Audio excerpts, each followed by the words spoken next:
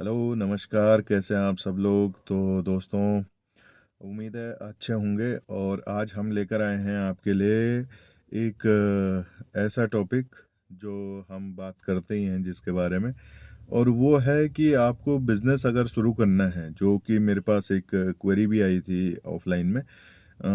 मेरे पास एक जो बंदा है वो अपना पैसे वैसे लगाना नहीं चाहता है, या अगर लगाएगा भी तो थोड़ा बहुत ही लगाएगा, और उसको समझ में नहीं आ रहा है कि बिज़नेस शुरू कैसे करना है।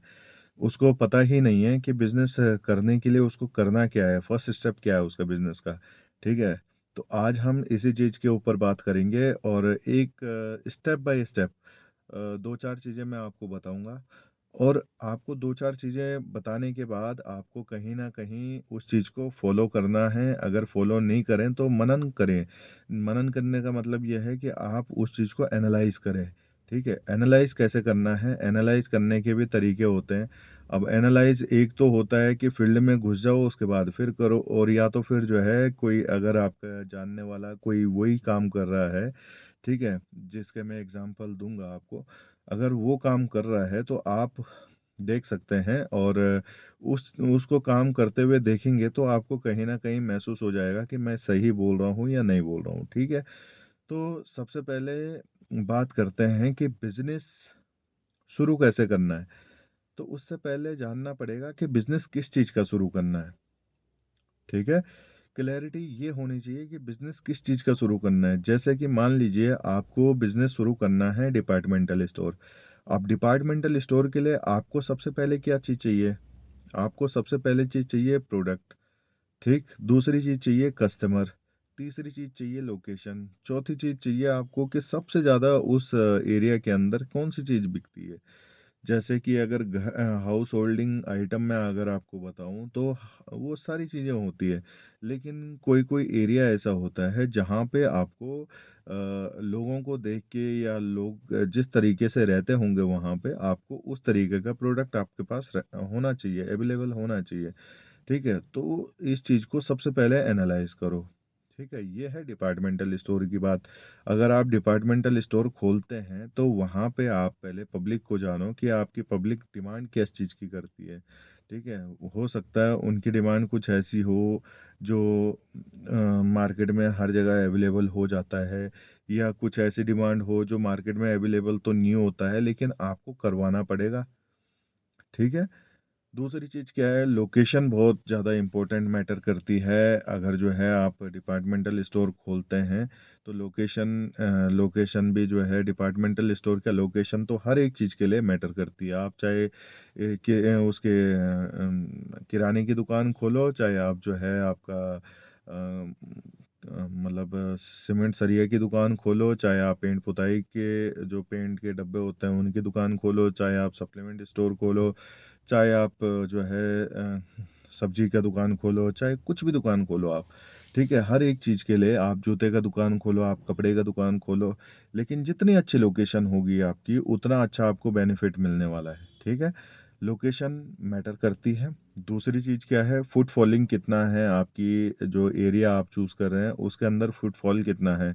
अगर उसके अंदर फुटफॉल बहुत अच्छा है, फुटफॉल का मतलब क्या होता है कि जो लोगों का आना-जाना उस एरिया में कितना रहता है, ठीक है? अगर आपको लगता है कि ये भीड़-भाड़ वाला इलाका है ना, तो आपको बिना सोचे, बिना जो है कुछ करे, आपको कहीं न कहीं, चाहे आप लाख रुपए से स्टार्ट करो, आपको करना चाहिए। तभी आपको 1 साल के बाद या 2 साल के बाद आपको महसूस होगा, या 2 महीने के बाद ही महसूस हो जाएगा। अगर फुटफॉलिंग अच्छी है, तो 2 महीने के बाद ही आपको महसूस हो जाएगा कि इस एरिया में क्या चलता है और क्या नहीं चलता है, ठीक है? उसके बाद फिर क्या चीज़ होती है कि आपको इन्वेस्टमेंट कितना होना चाहिए। इन्वेस्टमेंट देखो, इन्वेस्टमेंट की मैं अगर बात करूँ, तो इन्वेस्टमेंट सब चीज़ों का अलग-अलग होता है, ठीक है? अगर सब चीज़ों की मैं बात करूँ, तो सब चीज़ों में उसमें क्या होता है कि आपको देखो, प्रोडक्ट कौन-सा कस्टमर कौन-सा प्रोडक्ट लेने के लिए आपकी दुकान में चढ़ता है, ठीक है? ये तो कस्टमर के आने के बाद पता लगेगा, लेकिन आपकी ड्यूटी ये बनती है कि आपको हर एक चीज़ का जो प्रोडक्ट होता है, आपके पास अवेलेबल होना चाहिए अपने कस्टमर के लिए, ठीक है? जितना ज़्यादा आप प्रोडक्ट अवेलेबल करा पाएँगे, उतना आप वैरायटी अपनी दुकान के अंदर रख पाएँगे, और जितनी ज़्यादा वैरायटी आप रखोगे, आपके पास कस्टमर उतनी देर के लिए रुकेगा। सपोज़ करो, आपके पास नंबर ऑफ आइटम कितने होने चाहिए, ये तो ख़ैर मैं नहीं कह सकता हूँ, क्योंकि बहुत सारे इलाकों में बहुत सारे जो लोकेलिटी होती है, वहाँ पे बहुत सारे जो है कस्टमर की डिमांड बहुत अलग-अलग चीज़ों के लिए होती है। लेकिन मेरे हिसाब से अगर आप नॉर्मल सा भी बिज़नेस करते हैं, तो आपके पास इतनी वैरायटी होनी चाहिए कि कस्टमर आपको उस चीज़ का रिप्लाई करे। जैसे कि अगर आप अगर नॉर्मली, जैसे मैं बात कर रहा हूँ डिपार्टमेंटल स्टोर, अगर आपका डिपार्टमेंटल स्टोर है तो आपके पास झाड़ू की भी कम से कम 4-5 वैरायटी होनी चाहिए, ठीक है? अब एक वैरायटी में कितने झाड़ू रखते हैं, कितने नहीं रखते हैं, ये आपके ऊपर है, ठीक है?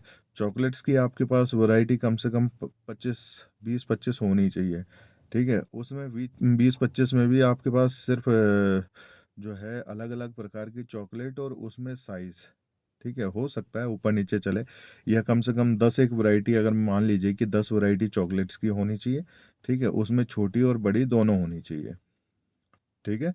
ऐसा नहीं कर सकते हैं कि छोटी रखी और बड़ी नहीं रखी। बहुत सारे जो है कई बार कस्टमर ऐसे आते हैं जो शौकीन होते हैं इन चीज़ों के, तो वो बड़ी चॉकलेट भी खरीदते हैं, ठीक है? या फिर जो है आप मतलब छोटे-छोटे एग्ज़ाम्पल मैं ले रहा हूँ आपके लिए, ठीक है? आपको सिर्फ़ समझाने के लिए एग्ज़ाम्पल ले रहा हूँ, ठीक है?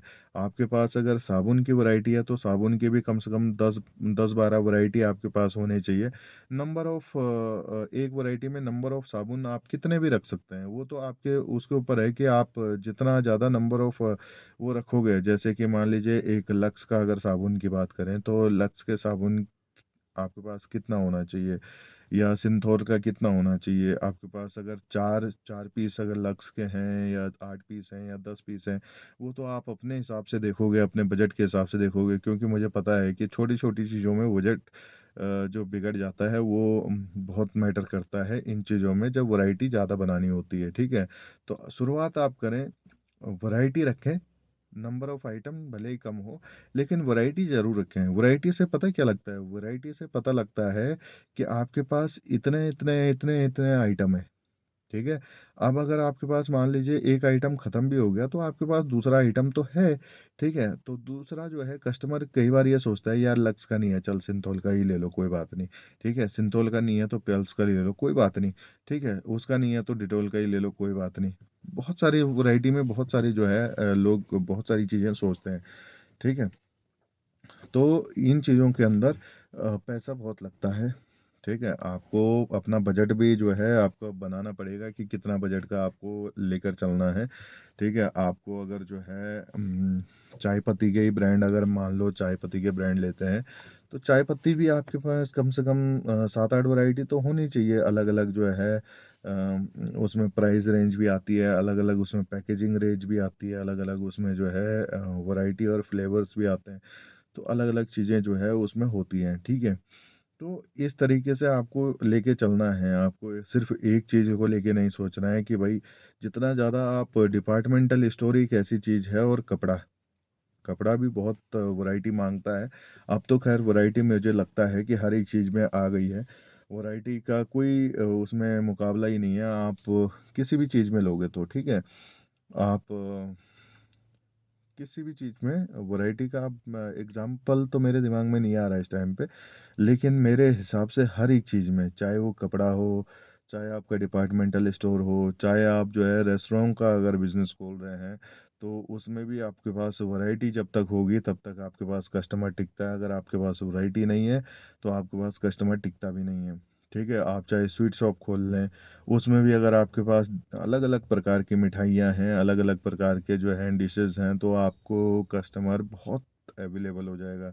लेकिन अगर आपके पास वैरायटी नहीं है, तो आपके पास कस्टमर की बहुत कमी होने वाली है, ठीक है? दूसरी चीज़ मैं आपको एक चीज़ और बताऊँ, जो फूड मेकिंग वाला आइटम होता है, जैसे कि आपका स्वीट शॉप का मैंने बात करी है, या फिर जो है मैं आपके रेस्टोरेंट वगैरह की बात कर रहा हूँ, तो रेस्टोरेंट में भी क्या होता है कि आप जितना फ्रेश फूड अवेलेबल करवा पाएँ, जितना अच्छा फूड अवेलेबल करवा पाएँ, उतना आपका जो जो काउंटर है वो उतना सेल जनरेट कर पाता है, ठीक है? एक्सपायरी किसी को भी नहीं चाहिए होता है, वो चाहे कोई भी हो, वो आपका तेल हो, साबुन हो, शैम्पू हो, कुछ भी हो, वो एक्सपायरी तो किसी को कुछ चाहिए नहीं होती है। और आपको एक चीज़ और मैं बता दूं कि आज की डेट में आप कुछ भी खरीदते हैं उसका एक्सपायरी लिख दिया जाता है, ठीक है? वो चाहे कुछ भी हो, कपड़ा हो चाहे कुछ भी हो, वो 2 साल के अंदर एक्सपायर हो ही जाता है, ठीक है? उसकी कोई मियाद ऐसी नहीं होती है कि भाई वो 10 साल चलेगा या 15 साल चलेगा, ऐसा कुछ नहीं होता है। पहले के टाइम में जो प्रोडक्ट्स आते थे वो बहुत लंबे-लंबे टाइम तक चलते थे, लेकिन आज की डेट में कंपनियों ने इस तरीके से अपना जो सर्विस है या प्रोडक्ट है, उस चीज़ को इतना ऐसा कर दिया है कि वो कहीं न कहीं हर 2 साल में या 3 साल में जो है वो प्रोडक्ट एक्सपायर हो जाता है। तो कभी भी आप ध्यान रखें, कोई भी जो रिटायर प्रोडक्ट है आपके पास, जो एक्सपायर प्रोडक्ट है, उसको अपने पास ना रखें, अगर आपको अपना बिज़नेस चलाना है तो, ठीक है?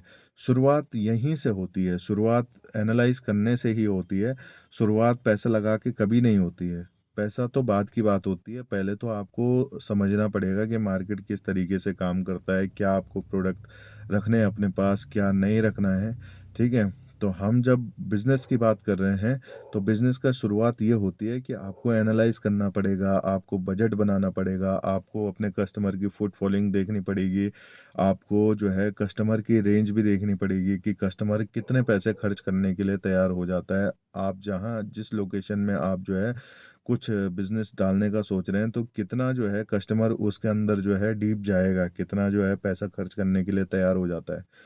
ठीक है? तो इन छोटी-छोटी चीज़ों को जब आप अपने डायरी के अंदर नोट करेंगे, आप अपना जो है एक चार्ट बनाएँगे, ठीक है? और सोचेंगे कि भई मुझे अगर ये बिज़नेस करना है तो मुझे इस तरीके का कस्टमर चाहिए या उस तरीके का कस्टमर चाहिए, ठीक है? आपको अपने माइंड के अंदर ही लेकर चलना है, दूसरे के माइंड के लेकर नहीं चलना है। आपको अपना कस्टमर खुद पहचानना है, मेरा कस्टमर जो है इतना कॉस्ट खर्च करने वाला होना चाहिए। और फिर आपको देखना पड़ेगा कि शॉप आपकी या फिर शोरूम है या फिर कोई भी बिज़नेस आप जैसे बात करते हैं, आप जिस तरीके का आप बिज़नेस डालेंगे उस तरीके के बिज़नेस में आपने इन्वेस्ट करना है। अगर आप सोच रहे हैं कि मेरा कस्टमर एक अच्छा पढ़ा-लिखा और अच्छे पैसे खर्च करने वाला कस्टमर है, तो आपको ध्यान देना पड़ेगा कि उसको प्रोडक्ट की जो क्वालिटी होती है वो अच्छी देनी पड़ेगी। प्रोडक्ट की रेंज होती है वो एक नॉर्मल एक देनी पड़ेगी ताकि कस्टमर आपके पास रुके।